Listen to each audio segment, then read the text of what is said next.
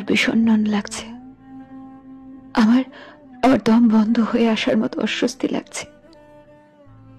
এই কথাগুলো কাউকে বলবো এমন একান্ত কোনো মানুষ আমার নেই।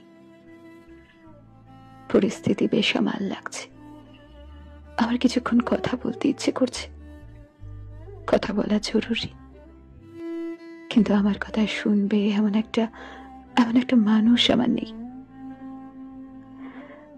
আমার নিজের বলার মতো মানুষ কখনোই ছিল না। আমি যখনই যাকে নিজের ভেবেছি, সে অক্ষরে অক্ষরে বুঝিয়ে দিয়েছে আমি তার সবচেয়ে বেশি পর।